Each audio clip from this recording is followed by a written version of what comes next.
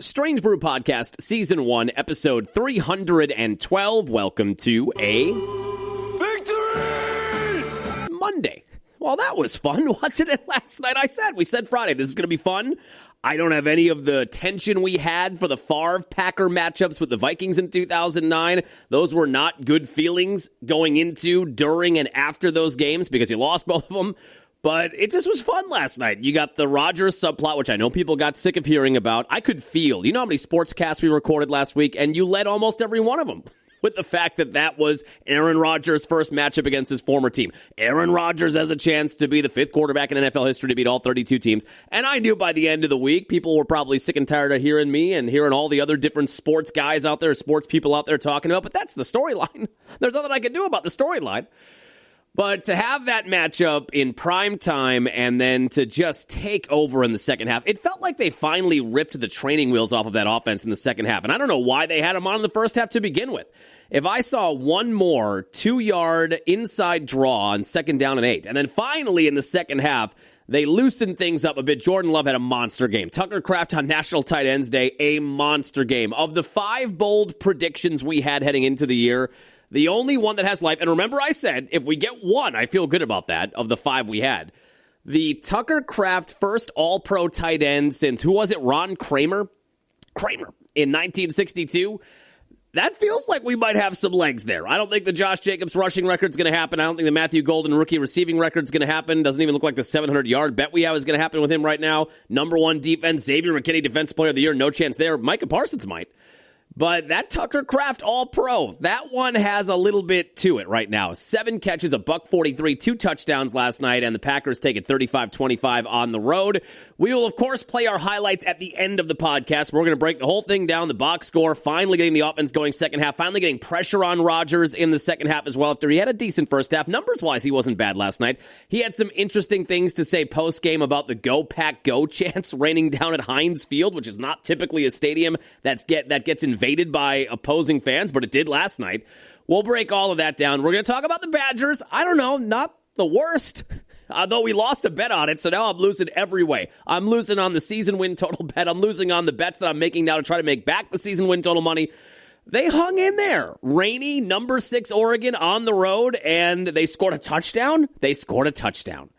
And kept it a 14-point game. Defense worked their asses off on Saturday. I have to say, I was moderately impressed. Does not change my opinion one iota about having to move on from Luke Fickell, but I thought a pretty impressive showing in a tough place to play Saturday night. We'll talk about the Bucs, too. Through 3 games, they're 2-1. Lost last night, shorthanded at Cleveland.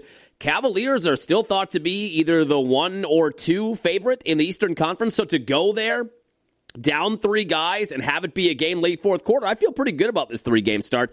They've got the Knicks at Fiserv Forum on Tuesday. We'll talk about that too. Let's go.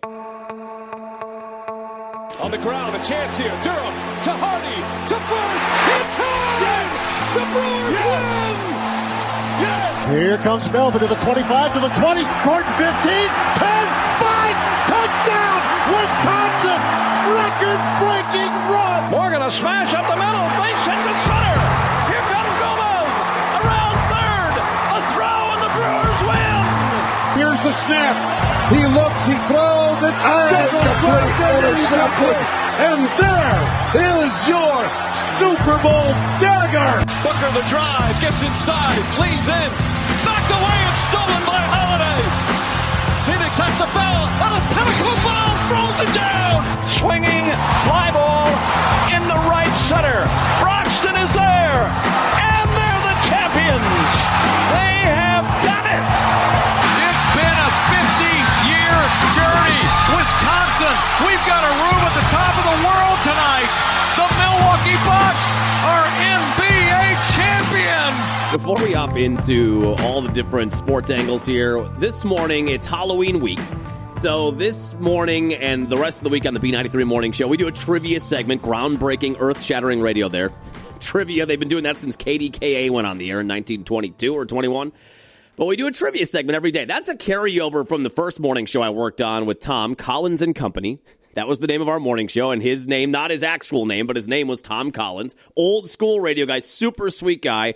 Unfortunately, passed away, I think, 10 years ago. but was so nice to me in his time here. 2 years we were on the air together, and that was a segment we did every day, 6:45, and we still do that around 6:45 on the John Hensler version of the B93 Morning Show.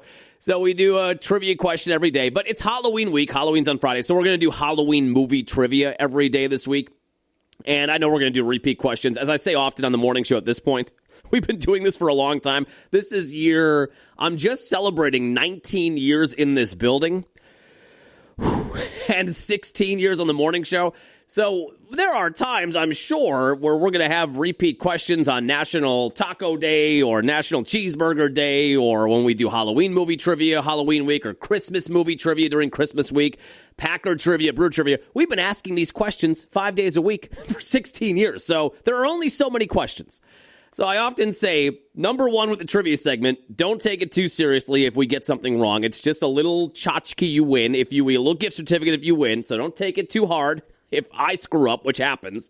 I always also say that the toughest part of the trivia segment on the B93 Morning Show is not so much do you know the correct answer, it's do you know the right answer and does John know the right answer? It's a double layer of trivia, really. I know what the right answer is, but does John know what the right answer is? And he's the one in charge, unfortunately. So we've probably been asking these same Halloween movie questions for years now because there's probably 5 or 6 or 7 we go to. But I'm 16 years into a 2-year plan, so what are you going to do? But we did Ghostbuster movie trivia this morning. I forgot about the scene in Ghostbusters. One of my favorite movies as a kid. We had both the VHS tapes for Ghostbusters 1 and 2. I watched them 1,000 times over when I was a kid. I had everything. The Ghostbusters, everything. I had the brown jumpsuit. I had the proton pack. I forget what it's called now, but the trap that you'd throw out there, it was air pressured so you could hit it with your foot and the trap door would actually open. I had everything. I wrote my career paper in 8th grade on wanting to become a Ghostbuster. Got a C+. But I love the Ghostbusters. So we did, the trivia question this morning was what government agency was trying to shut down the Ghostbusters? And that's the famous Greg Peck. Was that his name? I think his name was Gregory Peck. Or am I thinking of the actor? Who is it Walter Peck? Hold on now. Peck, Ghostbusters. But what government agency does he work for? Yeah, Gregory Peck. I'm thinking of like the actor. Walter Peck. But what government agency tries to shut down the Ghostbusters? FBI, CIA, or EPA? It's the EPA, the Environmental Protection Agency. And I was just going through some clips to air. This one we couldn't put on the morning show, but we can put it on the podcast. This had me laughing out loud. I was almost in tears. I watched this 3 times in a row. I forgot about this line when they're meeting at the mayor's office, and the meeting is revolving around whether or not they're going to let the Ghostbusters continue to bust ghosts or if they're going to shut them down like Peck wants to shut them down. And then you get these great lines from Murray and Aykroyd. Those who conveniently show up to deal with the problem with a fake electronic light show. Everything was fine with our system until the power grid was shut off by Dickless here. They caused an explosion. Is this true? Yes, it's true. This man has no dick. I'm going to miss him. Let's say I'm going to get him a fruit basket. I'm going to miss that guy. Yes, it's true. This man has no dick. I just forgot about that line. I was laughing at 6 o'clock in the morning. So I don't know what we're going to do tomorrow, but we had Ghostbusters on the air today. I'm sure we asked the same question. I know we've asked that question. But again, this is our 15th go-round with Halloween movie trivia. We're not breaking a whole lot of new ground here anymore. All right, so Packers and Steelers, Sunday Night Football. Rodgers against the Packers for the first time. Rodgers trying to become the 5th quarterback in NFL history to beat all 32 teams. Jordan Love trying to become the first Packer quarterback to win in Pittsburgh since Bart Starr in 1970 and taking on his mentor. Mentor? You mean your boss? Oh, no. Cynthia's just a successful businesswoman who's taken me under her wing. So Cynthia's your mentor? And I'm her protege. Mentor-mentee relationship. And going in there and trying to get a win in prime time, lights are bright. So 3 things before we just break down the game and what a second half they put together. Number 1, as we sent out there on Friday, this jersey situation, what are we doing? I knew on Friday when we talked about it, it was not going to be as cool as it could have been because you have 2 classic looks, 2 historic looks, Steelers and Packers, jerseys and color schemes that have been unchanged for 50 or 60 years at this point. And for some reason, with the Aaron Rodgers subplot, and, even more eyes are going to be on the game last night. So for some reason, they pick this game. The Steelers pick this game to want to do their 1933 throwback jerseys where they look like road signs. I don't want to be a road sign. And that's the look on national TV for that game. Any other game, Steelers could have done that any other home game, any noon kickoff in an early November game. Next week, I don't even know who they have. I think they play the Patriots next week maybe at Heinz Field. Wear it then for a noon kickoff or a 3:05 on a random Sunday. Not Sunday Night Football on NBC with Love and Rodgers and Packers, Steelers, and the tradition behind the whole thing. You've got two great looks. Remember how great that looked? I know they've played since then, but remember the Super Bowl? Remember the Super Bowl where Aaron Rodgers in the Packer green was carving them up, and Jordy Nelson's catching touchdowns, Greg Jennings. I mean, remember? It is time, Kevin Green. It is time. What a great look that was on TV with two classic jerseys matching up. And then we picked that slop last night, 1933 Steelers versus the whiteout Packers, which I don't hate, but come on. That would have been such a great look for that particular game with that kind of audience as the spotlight game on Sunday night. And it was as gross as I thought it was going to be. We talked about it Friday. I wasn't happy about it then. I'm even less happy about having that visual now forever coming out of last night. I could not believe the look they had out there. And those, I know the Packers have those too, but those 30s and 40s jerseys almost never look good. The one that I liked for the Packers, I think they wore them in 2010, maybe a couple times where they had the blue, like the navy blue, and then they had the yellow or gold circle with the number on it. They did wear those brown helmets. I don't know about those. Was it last year they made the ones, too, that had kind of the fake leather helmet look on them? I don't necessarily hate that with the matte finish. But remember, we'll play it on Friday, I think, because I'm pretty sure it was Halloween night. Remember when the Packers went to Soldier Field, Monday Night Football, 1994, I want to say? And it was in that driving monsoon where you couldn't even see the ball on TV in standard def, in 4:3 aspect ratio standard def. I'm pretty sure that was the Halloween Monday night game, and we're going to play that on Friday just for the nostalgia of it because Halloween is on Friday. And the Packers, I'm pretty sure, wore those 1932 with just the yellow topper to the white jersey and the navy letter and the kind of gold pukey helmet. Those were gross too. But with everything going on at this game, why have that look when you're out there? Just terrible. As Charles Barkley would say, one of the great philosophers of this or any generation, just terrible. And then the other two things, just in terms of the other stuff going on, the field at Heinz Field. What the hell are we doing here? That field was a beach. It had to be 40% sand. You could tell on the opening kick return from Savion Williams, he was just kicking sand up left and right, which I don't think was not impactful for the double negative for the kicking game last night, which we'll talk about in the rough night McManus had, but I think a part of that is how bad the field was. I understand Boswell hit all of his kicks and all that stuff for Pittsburgh, but he kind of knows what he's getting into there. He's been kicking in Pittsburgh for a decade plus. That field was awful. They went to, and they do this often on the Sunday Night Football broadcast, I think it's always the third quarter going into the fourth quarter, when the NBC broadcast is in town, because they're there early. I think they're there on Thursday probably. Then on Friday, for Friday Night High School Football, they always get some footage from a local game, and they show that as they're coming back to the broadcast, I think right as the fourth quarter is beginning, and then Tariq will say, hey, here's East Central West High School taking on the North High, whatever. And even those fields look better. I couldn't help but watch that footage and say, look at that field. That high school field is in way better condition than an NFL field. Now, I know Heinz Field and Soldier Field are kind of neck and neck for the worst turf in the NFL, but how is that possible? How is it possible that a league that makes $9 billion or $10 billion, that makes it, that's not gross income, that is actual revenue, $9, $10, $11 billion a year, how do we have NFL stadiums that have that kind of turf situation? It seems impossible and unfathomable why it would be that bad. So that was noticeable all night. And they didn't bring it up a ton on the broadcast, but they did, I think, in the second half. And I do think somebody brought it up. Maybe Collinsworth did at some point after McManus missed his second kick, just trying to find a plant foot on there. I can't believe that an NFL stadium has that kind of turf. And we saw the Steelers guy, I forget his name, when Tucker Kraft went on that long, on the jump ball, on that long catch and run. That guy got his knee twisted up. I mean, I can see where you have a lot of ankle injuries, a lot of knee injuries on a field like that. And again, Soldier Field just like that too. And I think what's similar about those two stadiums is they're used for a lot of other stuff, like Pitt, the college team, the University of Pittsburgh. They played a game on that field on Saturday. So why is an NFL team or an NFL stadium being used and abused like that? It looked like a local par 3 9-hole. That's how bad that field looked. And the other aspect of just the game situation last night, So many Packer fans at Heinz Field. Those Go Pack Go chants were raining down at the end of the game. Now, I know maybe the Lambeau mystique has faded a bit. I remember when this team was on the rise in the 90s and then for a lot of the early 2000s and the 2010s after the Super Bowl and all that stuff. Most of the time, it's 85-15, 90-10, Packers fans to away fans. But we have seen an uptick, and Matt LaFleur cannot seem to get past it. Anytime it happens where it seems like there's a lot of an opposing team's fan base at Lambeau Field, Matt LaFleur invariably will bring that up in the postgame. It wasn't your play calling that was the problem last night. It was the fans. Detroit and their fans, as they have gotten good, notoriously we see a lot of Honolulu blue at Lambeau Field for Lions games at Lambeau now. And Lambeau has that certain bucket list feel to it. A lot of opposing fans and their fan bases want to go see a game there, so maybe that's a part of it too. It does feel like it's not the way it was 20 or 30 years ago, where now sometimes for those games you get a 70-30 split Packers fans to away fans, or in some cases maybe even 60-40.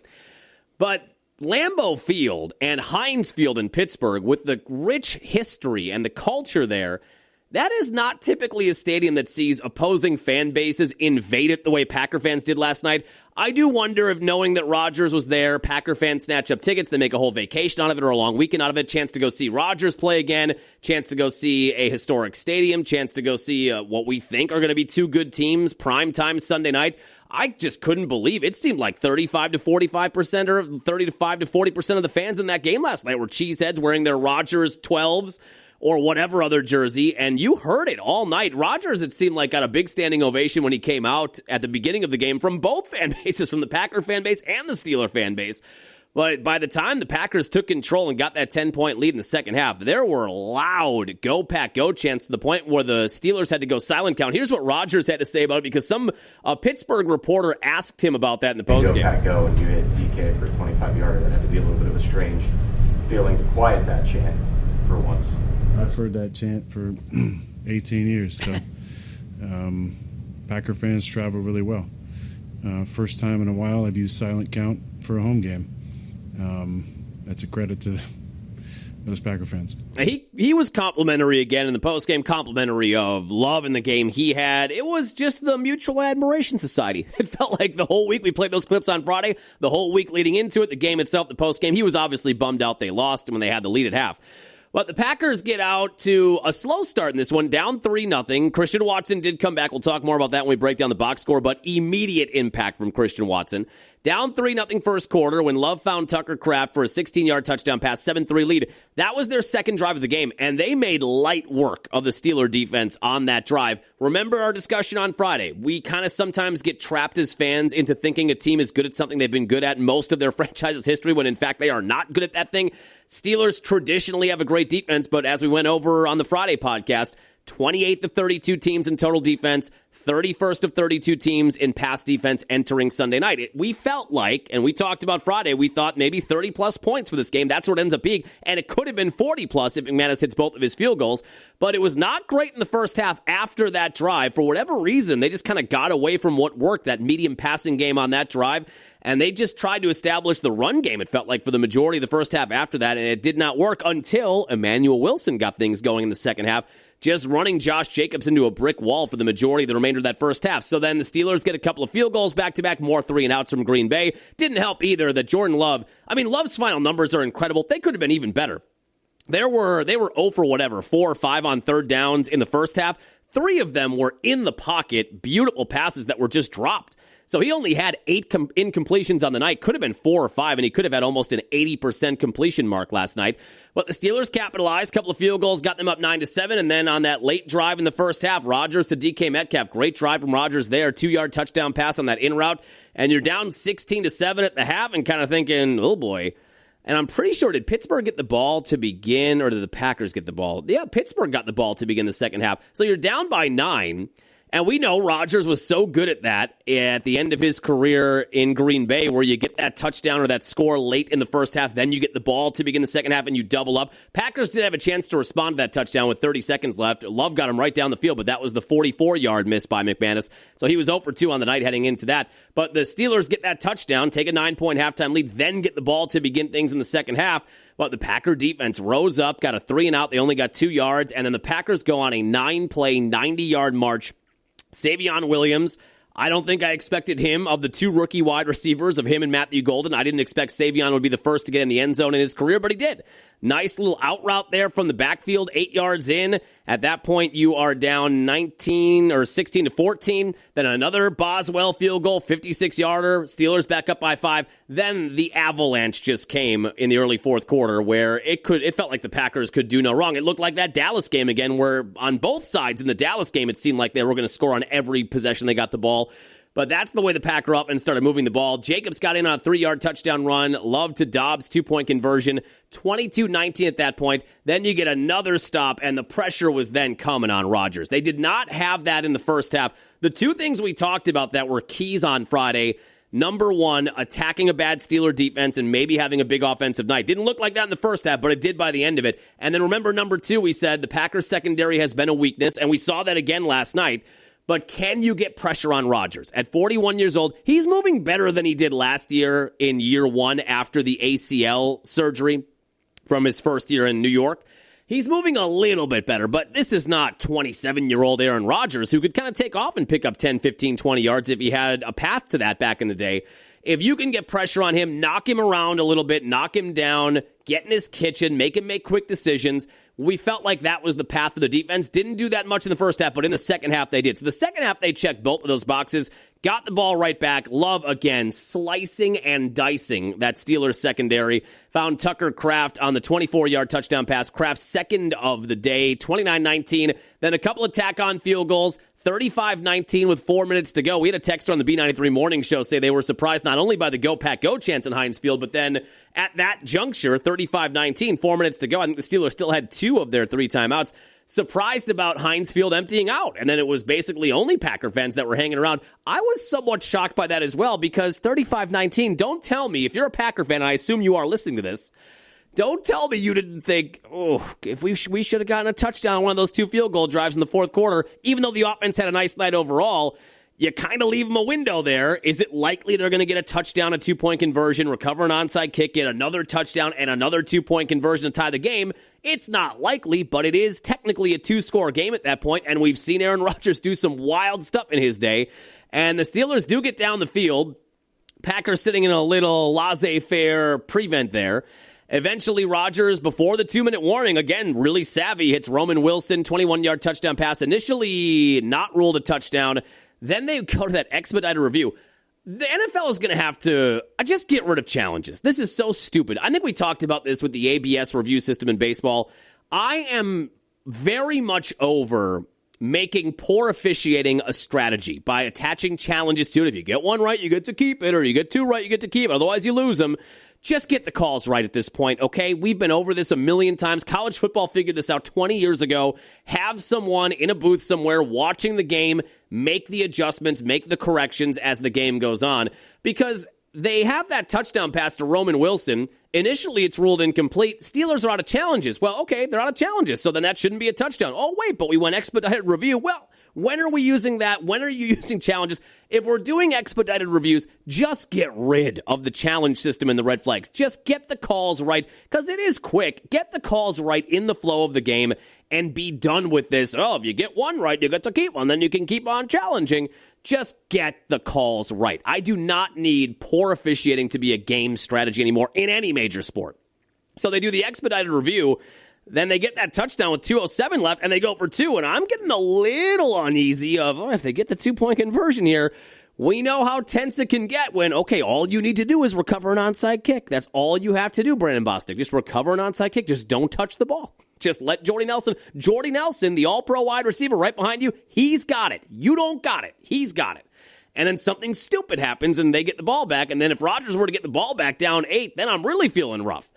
Luckily, the 2-point conversion falls incomplete, even though the pass was there. John U. Smith could not reel it in. That did not make Rodgers happy. One thing I don't miss about Rodgers, and there's a lot I do miss, but there's, in terms of football, one thing I do not miss is the abject looks of disgust when his wide receivers make a little bit of a mistake or run a route a little off. I think the one that was going viral last night was after and it wasn't even that, he couldn't have been upset at DK Metcalf, I don't think. Metcalf had one-on-one in the first half in the end zone with Carrington Valentine. Looked like he had a touchdown. Valentine came in at the last second, beautifully played, and just knocked the ball loose. And then they zoom in on Rodgers, and he says, I don't even know if we can't say any part of it. Bleeping, bleep, sucker. And you could just see that's exactly what he said. And I texted my buddy and said, there he is. There's the guy we know. But they dropped the 2-point conversion. Packers recover the onside kick, take a few knees, and get a 35-25 win last night. So let's go. Let me play you just real quick the LaFleur. This is about a minute and a half long. This is LaFleur in the locker room after the win. And as he's delivering his speech, because the game was on NBC, they interviewed Kraft, Parsons, and Love at the end of the game. So they were late getting in there. So they're coming in as LaFleur's in the middle of his speech. That second half is who we got to be every week, man. Great job. Give it up for yourselves.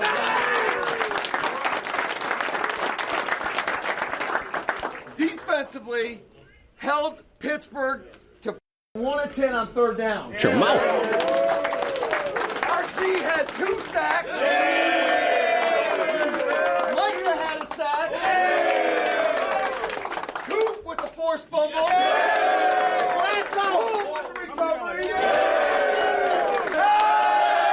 Now they finally get back in the locker room. Hey, what's that little trophy you got there? That's what that is, Yeah! Where's Tuck? Mike is still coming.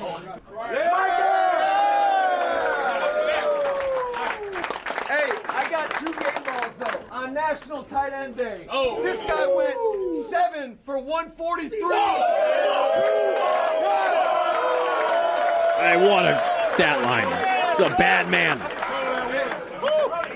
I just have immense gratitude for this organization. I'm spoiled as bro. Being able to come in here, get drafted here, get the opportunity to work my tail off. I love you guys. And I play every play the way I do because I love you guys. Second guy was 29 of 37. 20 straight completions.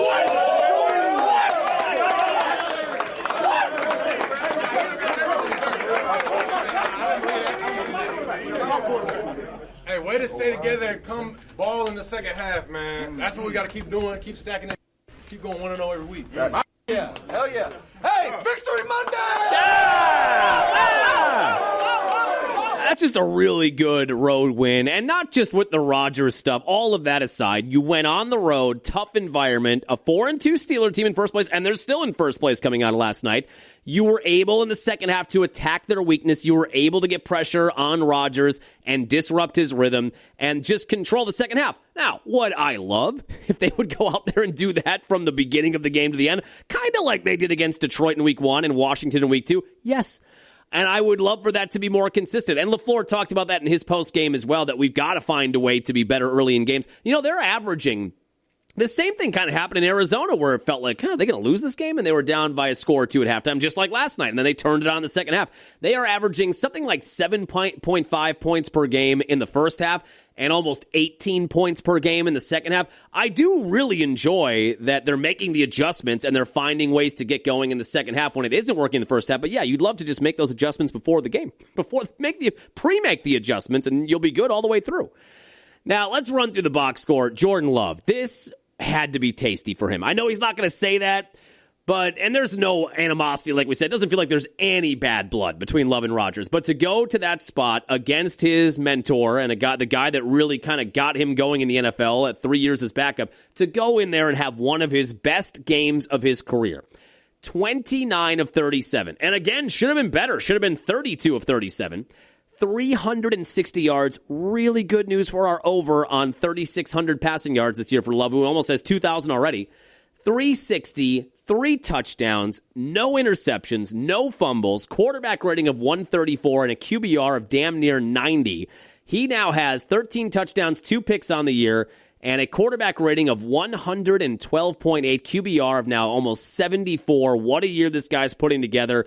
And in that second half, I would say, we'd have to go back almost and look. The run that he went on, now last year was really uneven for Love. Sometimes we saw good Loves. More often than not, we saw middle-of-the-road Love last year in 2024, and I think there's a lot that goes into that. There's a sophomore slump component, but I also think the knee injury in Brazil week 1, the groin injury in Jacksonville, which I think was last year at this time, it was that last weekend in October, he was battling nagging injuries all year. It limited his mobility. I think all of that plays more into what was not even really a down year. I mean, his numbers were technically better than they were in 2023, but you go back to 2023, the second half when he really finally figured things out and flipped the switch and had his Neo Matrix moment, he had some really good games there too.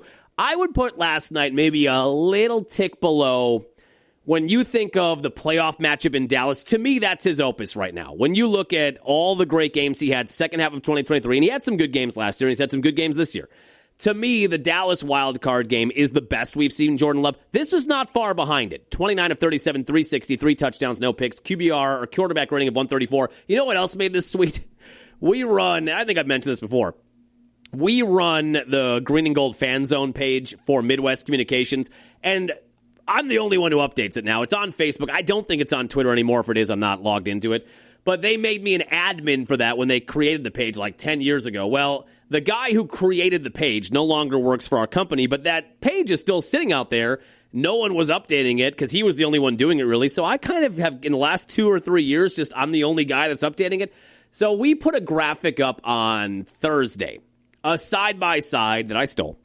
Anytime I see an interesting graphic on Twitter, I just share it over there. It's what do they call me? An aggregator. That's what I would be on that Facebook page. But it's a side-by-side of Love and Rodgers, and it's their career stats through however many games that Love has played to this point. And it's astonishing how closely that they match up. And I know there's some people listening right now, they're going to roll their eyes at that. Well, that's because we know that Rodgers won 4 MVPs and he won a Super Bowl and becomes this transformational player. We did not know that technically about Rodgers when he was entering his 6th year, which Love is right now. That was the Super Bowl year in 2010. And the lead up to that Super Bowl was not a great regular season. And Rodgers had some down games. He had concussions that year. Remember, he had to lead the Detroit game. He didn't start that night in New England. Matt Flynn to make that start. There were a lot of questions at that point. But when you put them side by side, they're both first-round picks. Rodgers 24th overall, Love 26th overall. They both became the starting quarterback in their 4th season. Rodgers won a Super Bowl in his 6th season. Love is in his 6th season. Love is 22-16-1 career record. Rodgers was 21-18 to that point, and Love had 68 touchdowns, 25 picks. Rodgers had 70 touchdowns, 29 picks. Actually, more picks than Love. It's just remarkable how close they are to this point in their career. And, of course, a lot of people liked it, but then a lot of people came in the comment section and said, if you think Jordan Love's going to be Aaron Rodgers, Love is always going to have those haters. And those same people, by the way, if I would have put up an Aaron Rodgers, Brett Favre graphic, like let's say it is 2010, and Rodgers and Favre, which I think they were on very similar career paths. Obviously, Favre had way more interceptions at that point than Rodgers did. But if I did the same thing in 2010, I'm sure the same people would jump in the comments and say, you think Aaron Rodgers is going to be a good Brett Favre? So we had a couple of those. And then I did indulge myself. I know I shouldn't. But I did. There's just a part of me. I had 20 minutes, and I just kind of felt like this is the dumbest comment. So I went at it with one guy. What's his name? Greg. That's his actual name, Greg. We'll just use his first name. Greg put on Facebook under that post, he's going to have to get his head screwed on straight real quick for this to continue. He's nowhere close to being good enough right now. To which I replied, then why are his numbers that good? Luck? And then Greg's one of those guys, and one of those football fans, and he replies and said, seriously? Learn the game.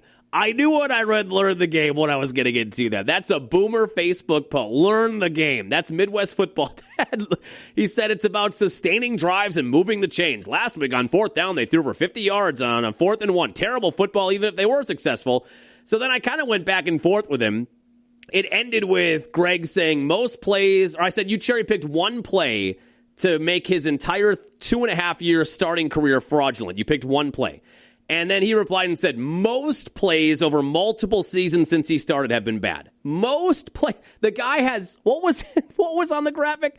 Love has 68 touchdowns to 25 picks and a 22-16 record. Most plays per Greg over multiple seasons since he started have been bad. And then he ended it with, you need to learn. So then I replied and said, source, trust me. And then late last night, I have not gotten a reply yet. This is 11 hours ago. I just said, I was so happy for that argument that Love went out there that day that it had the game that he did. So I replied and said, is 29 for 37 for 360, 3 touchdowns, no picks, and a quarterback rating of 134.2 on the road good? Is that because trust me, you said you get it, I don't get it, you get it, so does that meet your standard of good? It was such a sweet, tasty morsel that he had that kind of a game when I had spent the afternoon going back and forth with what was probably a Russian bot. But Love was tremendous, one of his best games of his career. And then the running game, I don't know what's going on with Josh Jacobs. He's had some good games. It felt like they were heading in the right direction in terms of the running game. I know they had some offensive line movement last night where Tom left the game, but then he came back. Sean Ryan was in the game at some point. I don't know if he's on a rotation with Jordan Morgan now again. But they have had some inconsistencies with that offensive line. Jacobs has looked good the prior 2 weeks, but last night didn't have much burst to him. Could have been the play calling too, or like we said, the first half it felt like every time they were in 2nd and 8 or 2nd and 9, they did that inside handoff from the shotgun and he'd pick up like 2 yards running into a brick wall. But it did seem like Emmanuel Wilson had a little more juice to him, had a little more burst to him. And we know Jacobs 2 weeks ago, he had the calf injury. He was battling the flu, so maybe he's still trying to get back from all of that. I don't know. I trust Josh Jacobs, and he's going to be the guy. But it was interesting when Emmanuel Wilson got on the field last night. He had a different kind of burst to him than Jacobs did.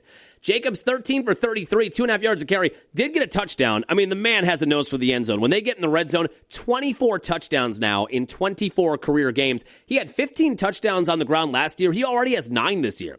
But Emmanuel Wilson's numbers, 11 carries, 61 yards, 5.5 yards a carry. Some of that did come late fourth quarter in garbage time, but still, it just looked like he had a little more oomph to him. In terms of receiving, Tucker Kraft, are we headed to the All-Pro season as predicted here on Strange Brew? Despite the fact that Greg doesn't think I know what I'm talking about, could Tucker Kraft be the first All-Pro tight end since Ron Kramer in 62? He is certainly trending in that direction. 7 for 143, 2 touchdowns, 20 yards a catch.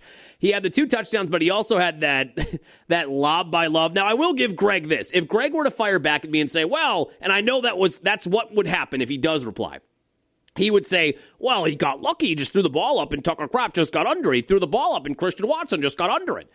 But that one was maybe a little lucky for Love, where he got slammed on that 3rd and 5 and just chucked one up into the air, knowing Kraft had one-on-one. And when you've got a 6'5", 260 tight end one-on-one with a cornerback, I think you like your odds there. He caught that and then turned upfield and just burned it all the way to the, 25-yard line in Pittsburgh territory. But now for the year, Kraft has 30 catches, 469 yards, 6 touchdowns, averaging over 15 yards a catch. He is on pace for 1,100 yards and 15 touchdowns as a tight end. And you had the return of Watson. He immediately just gives you a new dynamic, and he doesn't look any worse for the wear. I was talking on, I think, a Green Bay morning show this morning. Christian Watson came back. He tore his ACL in January. He's already back in October. I know things have changed. Surgeries have changed. Technology has changed. Recovery has changed. PT has changed. All that stuff. I remember in the 90s when someone would tear their ACL and you heard about that or you saw it or it happened during a Packer game, you thought that person's career was over. We're never going to, it's 50-50 if we ever see this guy play again. That's how devastating that injury was for a long time. Now, not only are guys, then, for a while it was, he's out for a year, but he should come back mostly okay after a year. He should be back at 80% of what he was, which was considered a big step forward. Now we're to a point where Christian Watson, and it's a credit to him and his hard work, and like he said when they activated him off the pup or started his practice window, he hasn't taken a day off since he got hurt. It's all a credit to him too, and his body's bounce back ability.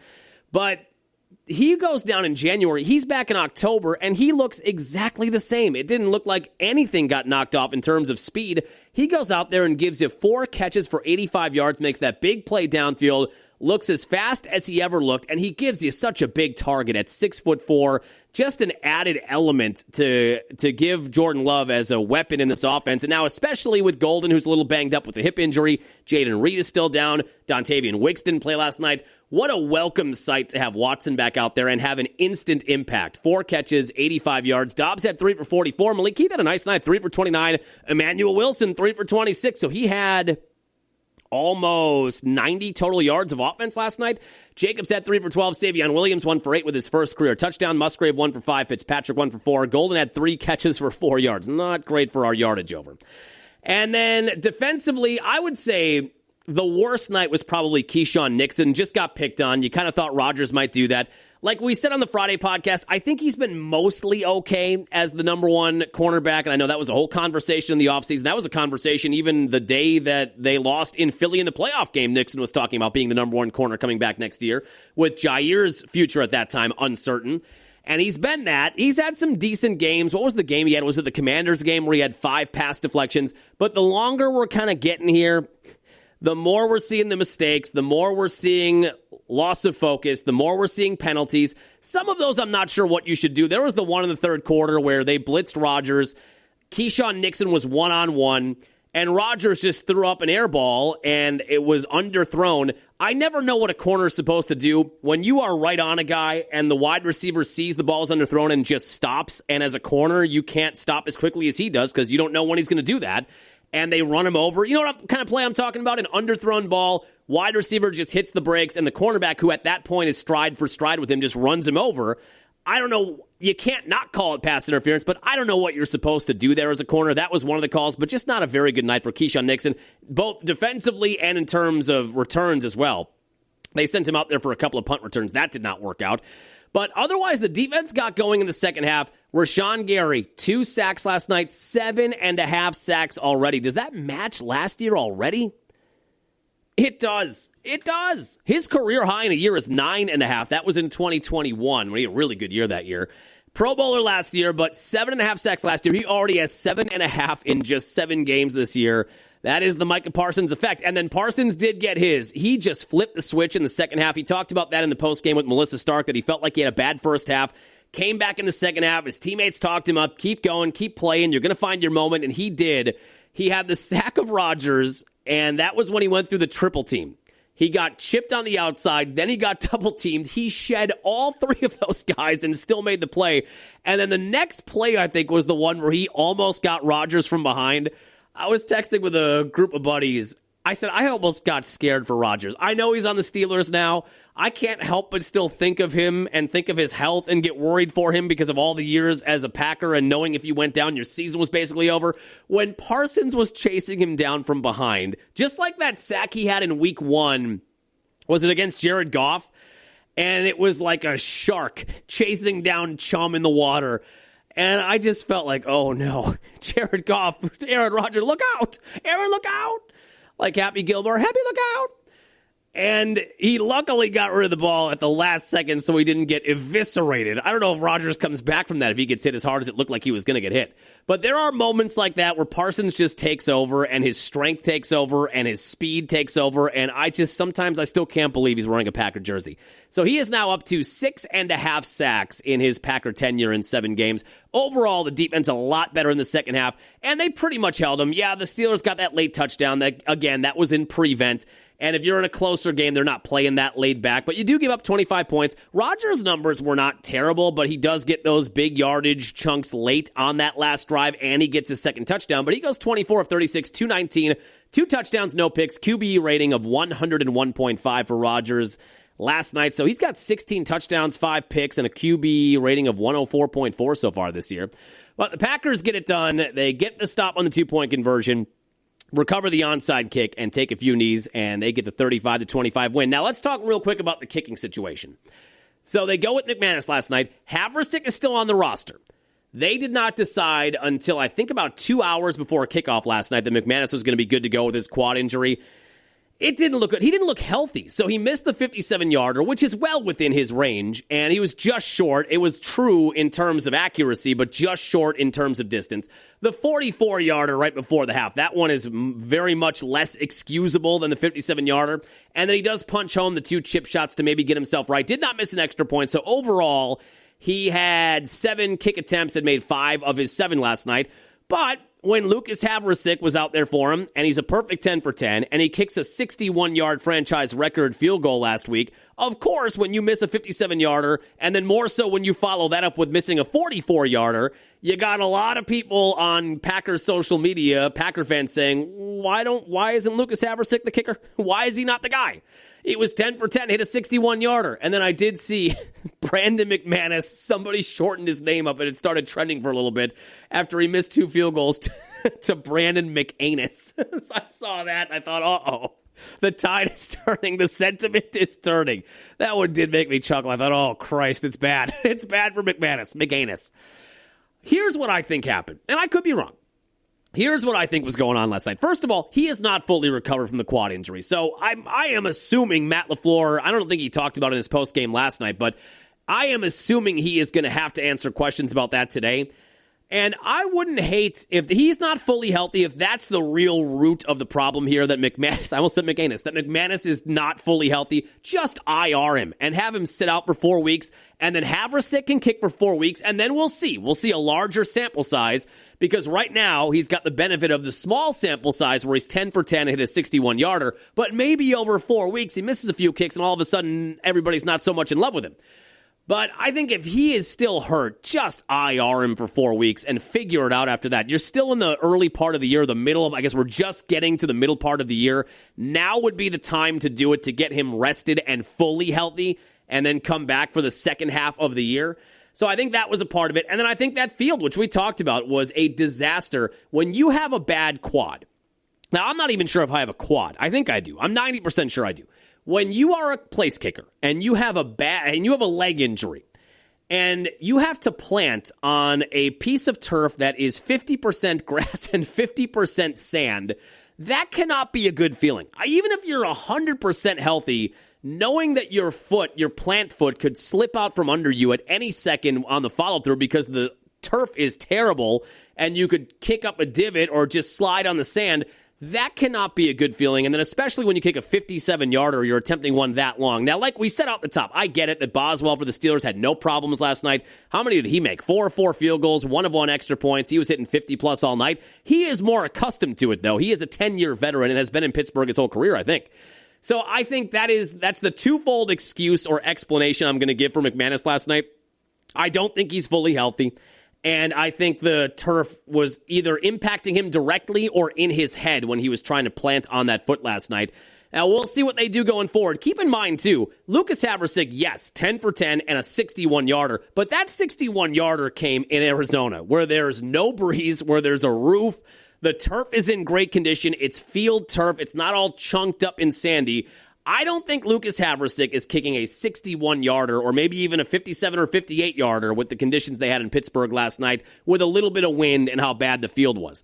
But I get, kicking is one of those fickle positions where McManus was, 20 of 21 last year and finally felt like he had brought some stability to the kicking position. And then one bad game after an injury and the guy that filled in for you was perfect. That's how quickly you turn from Brandon McManus to Brandon McAnus. He was the savior last year. After 2 years of flux with the kicking game, he brought stability, and then he gets hurt this year, comes back, has 2 bad kicks, and the guy before him went 10 for 10, and we want him gone. We want McManus gone in his $15 million contract. I stick with the veteran here. I do wonder if if they IR him, obviously the decision is easy. You hang on to Havrisik, and he's your guy then for the next 3 or 4 weeks. But even if they're going to keep throwing McManus out there, I would think at this point you're going to keep 2 kickers for at least a week or two because, like we went over on Friday's podcast, if they put Havrisik out there, he's not going to last on the practice squad. Somebody will pluck him. If he's out on the open market, somebody's going to pluck him. He is going to have a job the second the Packers would let him go. So you're going to lose him. If you let him go, you're going to lose him. It wouldn't shock me if they continue to go with McManus heading into this weekend, but then keep Havrisik on the roster if they don't feel like they need that spot for somebody else. Well, that was an interesting subplot last night, too. Packers get to 5-1-1 on the year. Now we've got Carolina coming to Lambeau Field. A good old-fashioned noon kickoff. Love it. Coming up on Sunday. And Carolina just got their break speed off. We'll take a lap around the NFL here in a second, but they lost at home 40-9 at the hands of the Bills. This is one on paper. Given the way the Packers have now won 3 in a row since the bye week, given where Carolina is, it's a home game. This feels like one that should be very gettable. What do we have for the spread? I would guess, I haven't looked yet, I would guess Packers by 9.5. Ooh, 11.5. Okay, so it is heavily weighted in the Packers' favor at 11.5. That is the spread for Carolina. My only hesitation maybe is you've got the Monday nighter then. After this weekend, you've got Monday night, the defending champion Eagles at Lambeau Field. That could be for the 1 seed. A lot could be on the line there. I don't think this team is a look-ahead team right now. They're still young, but not that young. You know what I mean? Like Wedding Crashers, you're not that young. I think there's still a lot I could do. You're not that young. This isn't like 2023 where a lot of these guys were seeing playing time for the first time and maybe you would look ahead to a bigger matchup. I think we're beyond that, but that would be my one moment of pause with this Carolina game. You've got that huge showdown with Philly coming up on Monday night the following week. Now let's take a lap through the NFL. What do we all have going on yesterday? Dolphins surprised Kirk Cousins. R.I.P. Kirk Cousins. He had one chance filling in for Michael Penix, and they got smoked at home to a Dolphins team that it looked like was going to fire Mike McDaniel. 34-10 Miami. Jets, what a comeback win. 39-38 over Flacco and the Bengals. Scored 23 fourth-quarter points to get Aaron Glenn his first win as a head coach. Patriots waxed the Browns. I'm getting a little worried. We've got that Bills future bet on the AFC East Division Championship, and we had to bet a lot of money to not win a lot of money there. I think we bet 300 to win 125, but it felt like it was that much of a lock.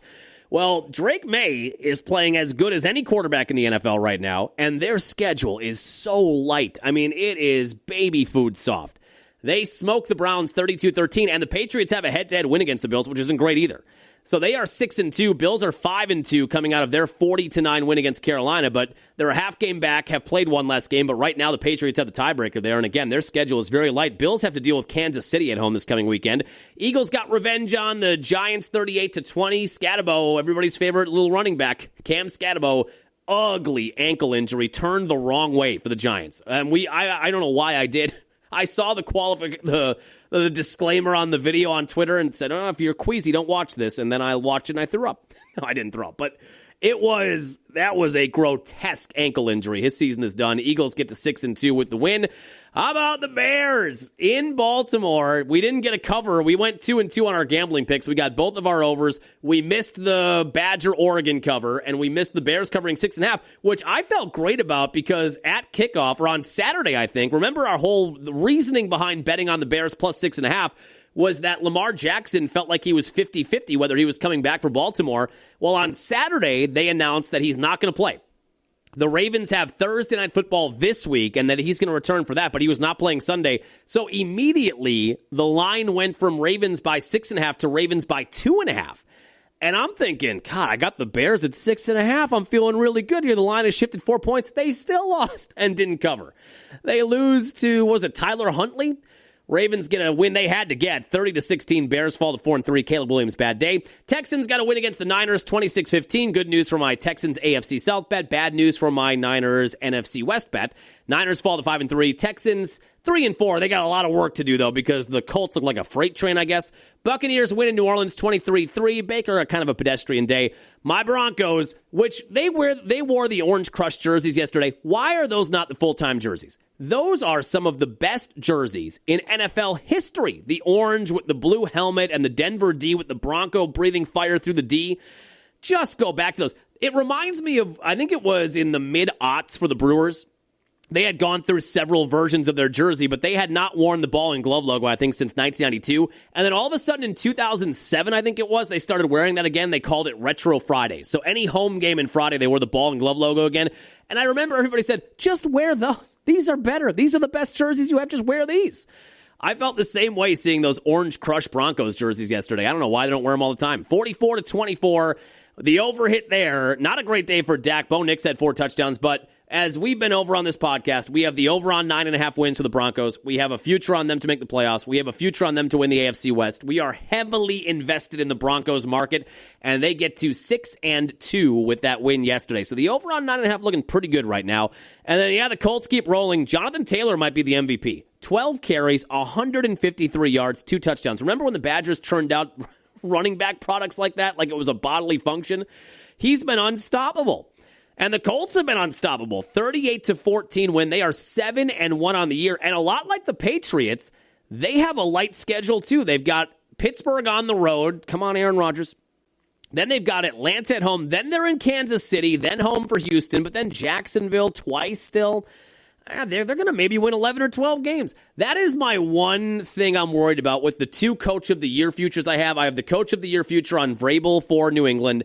and Ben Johnson on Chicago. That took a hit with the Bears loss yesterday, but the Patriots right now, that Vrabel Coach of the Year bet looks pretty good. The only guy that I see as his competition at the moment is Steichen, the head coach for the Colts, because nothing was expected of the Colts this year, and they're sitting at 7-1. So I need them to lose for a variety of reasons. I've got the Texans' future to win that division, and I've got head coach of the year future bets that will be thrown off if Steichen wins that. So I need the Colts to get cold here at some point. They're 7-1. And then tonight we've got Commanders at Kansas City. Kansas City, 10.5 points. We're not touching that, but this feels like it should be a fairly comfortable win. I think Mariota's still starting for the Commanders. All right, let's talk about the Badgers. Not terrible. Here's what I'll say. I'm going to say two things about Luke Fickell and the Badgers and that game on Saturday. In the driving rain at number 6 Oregon, remember we said the spread was 33. It felt like it was going to be another blowout. I'll say this about the Badgers. They fall to 2-6 and 0-5 in Big Ten play with that loss Saturday. They're not quitting on Fickell. So I don't know if that changes your opinion about Luke Fickell and whether or not the program should keep him. I think it is. I think he is back next year. I'm really getting that sense now that I think McIntosh, remember we debated on the Friday podcast with the letter McIntosh wrote and everything else going on. Remember we debated, it depends on what the chancellor and the biggest backers and the biggest donors, whether or not they have McIntosh and Fickell's back. That is what lets us interpret the letter and Fickell's approach one way or the other, because it either feels like they know they're going to be here next year or they know they're gone next year. And the more we hear information coming out of Madison, it feels like both of them are going to be back next year. So say what you will about the way things have gone in the Fickell era and the way things have gone this year. That team has not quit on him. They are playing their asses off for him. That does not change my opinion. I don't know if it changes your opinion at all, what you saw Saturday night. The fact that this team is not quitting on him, does that give you any hope for Fickell next year? Remember we talked about on Friday, the schedule next year is a lot lighter. So maybe if things progress in the right direction and you get a quarterback that can finally play a full year for you in the transfer portal, maybe you could get 5 wins next year, 6 wins next year, and be bowl eligible again. For me, the effort level and them keeping it kind of a game Saturday still does not change my mind that they need to move on, probably both for McIntosh and Fickell. But you cannot say this team has quit on him. You can say a lot of things about Fickell, but this team has not quit on him. One other reason for maybe a shred of optimism, if you saw the inactives before that Oregon game, I was texting my buddies. I had Oregon minus 33. And then you saw the inactives. Renfro was inactive. Allegro, the linebacker with the broken arm, he's inactive. So many of their key players, and I know it's key players in a year where they're not very good, but so many of their key players were out and ruled out before the game. I thought Oregon was going to do the Lombarda to a 40, 50-point win. I already thought that. And then when I saw the inactives, I thought, this is going to be easy. But the young players for the Badgers, the freshmen and sophomores, post to the linebacker, those guys played hard, and they played hard all night, and those are all Fickell guys. So if you are somebody that still supports Luke Fickell and you still think that he is the way through this, remember we had that one emailer. By the way, I have not even checked it today. StrangeBrew at AOL.com or StrangeBrewPod at AOL.com. We got the You've Got Mail thing up here. I got to check that at the end of this and see if we have some emails for Friday. But we had that email from somebody that said, I still think Fickell's the way through this, and if you can get through it and get to the other side, you're going to be in a better spot. So there are some folks out there like that. If you think that Fickell is still the guy and the easiest path back to respectability is just kind of enduring these tough years, and this year in particular, I guess you can take a little optimism from Saturday that the team did not quit, and a lot of the young guys that are all Fickell recruits played well. Mason Posa and Matthew Young played great. Catalano, the freshman linebacker, had 8 tackles. There was a lot to like about that defense against a pretty high-powered Oregon offense, and they scored a touchdown. They did it. I had to laugh at the TV broadcast Saturday night. They found, Hunter Simmons, which I don't understand what's going on there. He is not a Big Ten quarterback. That is not a Big Ten level quarterback. Hunter Simmons ends the day 7 of 21 for 86 yards, a touchdown, a pick. At one point, he was 1 of 13 for 13 yards. You cannot tell me that Danny O'Neal is any worse than that. There's got to be something happening there behind the scenes. I have heard some rumors from people I know in the program that Danny O'Neal, who took over when Billy Edwards Jr. went down, O'Neal was the first guy, sophomore quarterback, transfer from San Diego State. And remember we talked about they got that win, their second game of the year. He looked okay. And then I forget what happened after that. It was the Maryland game maybe. and Billy Edwards started, then O'Neal had to come in later. He does give you a little juice because he can scramble a little bit, and his arm strength isn't quite there, but his middle of the road, his medium passing game accuracy was not terrible. Short passing game accuracy was not terrible. He gives you a little moxie. You could tell he talked a little trash out there, and he could run a little bit, and he's gritty like that. I have heard some rumors that he had something to say after he was benched and Hunter Simmons got a start or Hunter Simmons got into a game, and it kind of feels like Danny O'Neal said something that he is not going to come back from. That's the only interpretation I can have because there's no rational explanation. When you're starting quarterback, and it's a game you're kind of in. I mean, the Badgers were down 7-0 at the half, and you had a quarterback who I don't think had a completion at that point. You're only down 7-0. What's the worst that happens if you go to Danny O'Neal at that point? So I'm starting to believe something happened there behind the scenes where Danny O'Neal burned a bridge and he's not coming back from it, and he'll probably be in the transfer portal the second it opens in the offseason because there's no logical reason why you would not go to him when you're down 7-0 in a winnable game on the road and your quarterback hasn't completed a pass, and you've got a guy that I think we all think passes the eye test better than Hunter Simmons does, and Hunter Simmons will be gone too. Now, the other option you have, if Billy Edwards isn't back, is the freshman quarterback Carter Smith. He was a 4-star. A lot of people excited to get him to the program before the year began. We haven't seen much of him this year. How much worse could he be than Hunter Simmons? I don't know. But that was kind of a game, and they just rode with Hunter Simmons the rest of the way. But Simmons had that lob ball to Eugene Hilton, T.Y. Hilton's kid, who has looked good in spurts this year as a freshman. And that was at the goal line, and that should have been a touchdown. I don't know how they ruled that down at the 1-yard line. Even on replay they did. But he pulls one down at the 1-yard line, just a jump ball. Simmons, a lot like Love when he tossed it up to Tucker Kraft. He just lobbed one down to the goal line, one-on-one, make a play, and Eugene Hilton did. And they end up getting in a play later on a touchdown pass to Lance Mason, who's having kind of a nice year given how bad the offense has been. And they finally got in the end zone. But on the TV broadcast, they found this pocket of like 17 Badger fans in their red rain ponchos, and they're going crazy like they just won the Rose Bowl. We finally scored a touchdown. First touchdown since the opening drive against Michigan 3 weeks ago. And they end up falling by a 21-7 final. But given that you're on the road against the number 6 team in the country, a team that has national title aspirations, a team that probably should have beat you by 40-plus points, defense played hard and tried hard all game, offense finally scored a touchdown. Again, I don't understand why they stuck with Hunter Simmons the entire game, and even Luke Fickell said in the postgame, well, he probably should have made a change. So something's going on there. But you kept this one kind of respectable in a 21-7 loss when the Badgers have been as bad as they've been, and you're taking on a national title caliber team at their place on a Saturday night. To keep that reasonable, I think, is maybe a moment of encouragement if you're a Badger fan that maybe they can win one more game this year. Maybe they can find one more win this year. So now you have off. It is the second bye week of the year for the Badgers, and they come back with Washington at Camp Randall on November 8th. Washington beat number 23 Illinois at home, and Washington is now 6-2. I would think they're going to be in the top 25 today. Do they play this week, or do they have a bye too? Yeah, they have a bye too. So I would guess a top 25 team, probably number 23 or 24, coming to Wisconsin Saturday, November 8th. That game time is still to be determined. That may be one. I mean, if you get the kind of effort you got on Saturday night back at home, that's the thing. I mean, we've seen a little bit of this. This is why my opinion on Fickell has not changed. They played hard against Michigan, too, and were kind of in that game. Then you come back and you get smoked at home on homecoming by Iowa 37-0. We've seen this in the nearly 3 years now of Fickell where you get a little bit of, oh, maybe you can build on that, and then they look even worse than they've looked at the bottom of the barrel the next week.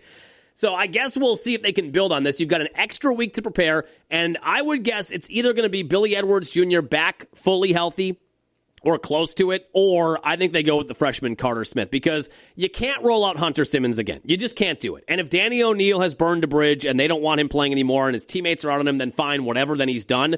To me, if Billy Edwards is finally healthy, he starts on Saturday. Otherwise, you go with the freshman. It's the guy you recruited, 4-star recruit. Let's see what he has now for the final 4 weeks of the regular season. But that'll be coming up on Saturday, November 8th. And then let's wrap up real quick on the Bucs here this morning. Not a bad weekend. They win the home opener against Washington last Wednesday, the Chris Middleton return.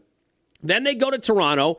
That's a team that's kind of like the Bucs. You know, we talked about the expectation nationally for the Bucs is that they're going to win in the low 40s. Let's hope 43. And that they're going to be a 6, 7, or 8 seed come playoff time. Toronto's around that same realm where people think they're going to be a bottom-tier playoff team in the Eastern Conference. You go there and you get a 122-116 win. Giannis again, 31 points and 20 rebounds in the win on Friday. And you also got a nice night from Gary Trent on Friday. No Kevin Porter Jr. as expected. Kyle Kuzma, who was good off the bench again, 4 of 5 shooting 8 points. He left that game Friday with a sprained ankle as well. And then Cole Anthony was really the story outside of Giannis. Cole Anthony off the bench, 23 points, 7 assists, 4 rebounds, 2 steals. He was generating all kinds of offense late in that game when they needed somebody to do that. 9 of 14 shooting. What a pickup he was, basically on the minimum deal. He's still only 25 years old. And the Bucks get a nice road win, 122-116. Now, last night they're in Cleveland. Cavaliers, were they the number 1 seed last year? Yeah. Cavs were the 1 seed in the Eastern Conference last year. They are expected to be the 1 or the 2. Kind of them and the Knicks are expected to be the 1 or the 2 seed come playoff time. So you're going on the road, second game of a road trip to a team that's expected to be a 50-plus win team, 55-plus win team, and a 1 or a 2 seed come playoff time. And Cole Anthony, who had the great game Friday, he's out last night with a non-COVID illness. You're down Kevin Porter Jr. still out with a sprained ankle, and Kyle Kuzma, who I didn't think I'd miss at any point, but has actually played kind of well off the bench. He's also out with a sprained ankle. So you're going to Cleveland, no Cole Anthony, no Kyle Kuzma, no Kevin Porter Jr., playing really shorthanded.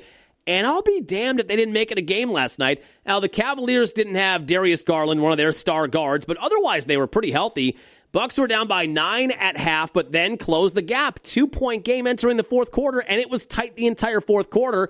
Ultimately, the Cavaliers get ahead by 2 possessions late, and they take it 118-113. The biggest issue for me last night, and you kind of expect this, especially with a shorthanded Bucks team, the Cavaliers are very big in the middle. Jared Allen is very big. Evan Mobley, the reigning Defensive Player of the Year, very big in the middle. DeAndre Hunter's got length. Larry Nance has length. They're an excellent rebounding team, and they just out-rebounded the Bucks. They out-rebounded the Bucks 44-37, plus 7, but that got them some second-chance points. And in a game that's decided by 5 points, the Bucks could not secure rebounds late. They have to work on that, but I'd be lying. You're 2-1 right now through 3 games. You got to win at home against the Wizards. You went to Toronto and got a win, and then you went to Cleveland with no Cole Anthony, no Kuzma, no Kevin Porter Jr., and you hung tough all night, and you only lost by 5. Giannis again, 40 points, 14 rebounds, 9 assists, 2 steals, 2 blocks. Remember, we said last Monday, heading into the regular season opener on Wednesday, with the way this team is constructed now, a lot of young parts, a young athletic team around Giannis, but Giannis is the fulcrum here. With that being the setup, if this team can win 45-plus games and be in the playoffs, Giannis is going to be in the MVP conversation because even by his standards, if this team is successful, he's going to have even bigger numbers than he normally has. I know it's only through 3 games, but this is what Giannis is averaging right now. 36 points, 16 rebounds, and 7 assists per game on almost 70% shooting. And hey, by the way, he is right now shooting 66% from beyond the arc. He is not taking a ton, but he's 4 of 6 from beyond the arc on top of everything. Could this be the year he finally knocks down threes? But because of the way this team is put together and what they're going to need Giannis to do, which is to be even better than he's been, which is the best player in the world just about, they're going to need him to elevate his game another notch. He is going to be putting up massive video game numbers all year long, if that's the way that it's going to be, and he has been so far. So I feel pretty good right now at 2-1, 2 wins, and you pushed a favorite in the Eastern Conference to the fourth quarter, to the final minute of the fourth quarter, and you only lost by 5, and you were shorthanded all night. Feels like if you had one of those guys, if you had Kuzma, Porter, or Cole Anthony, you probably win that game last night. So the Bucks continue on Tuesday. Now, they get the other team that's expected to be the favorite in the Eastern Conference. They get the Knicks at home. It's on the NBA on NBC. It is the Bucks' first game back on the NBA on NBC since probably the Eastern Conference Finals in 2001, I would guess. Been a little bit. So that'll be fun. National TV broadcast Tuesday night. Yeah, the schedule early is not easy for the Bucks either. So you got the Washington win and the Toronto win. Then that was a tough game last night. Now you've got a really good Knicks team coming in Tuesday. The Warriors and Steph Curry, obviously a different version of them at this point, but they come in Thursday at Fiserv Forum. And then you've got Sacramento at Fiserv on Saturday. A little 3-game homestand here before they hit the road for Indiana next Monday. But a lot of tough games, early, good tests for a young team. That'll do it for us here on your Monday morning. We'll get after it on Friday. Set up Packers and Panthers. talk about the Bucks week, and we'll see where we're at in the World Series. That series tied at 1 heading into tonight. The series goes to L.A. tonight. I'd be lying. I'm rooting for the Blue Jays. I think we all are. They had that eruption offensively in Game 1, took a 1-0 series lead, but they had the starch taken out of them a little bit, I think, in Game 2, losing that one 5-1. Yamamoto, again, a second straight complete game in the playoffs, just like he did against the Brewers, and only gave up 1 run. So now LA has home field, and now it goes to Dodger Stadium for Game 3 tonight. So we'll know. The series, I guess, in theory, could be over, right? By the time we get to Friday's podcast. Let's hope not. Let's hope it's heading back to Toronto, at least heading into this coming weekend. Have a happy, safe work week. We'll chat with you Friday. From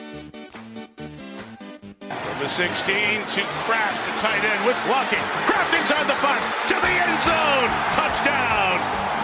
Tucker Kraft. Great places, South Dakota. Love hit as he throws, up for grabs. Caught! Kraft! Oh, on the run! Kraft pulling away! Still on his feet at the 30. What a run after the catch! Great places, South Dakota. Savion Williams has got it.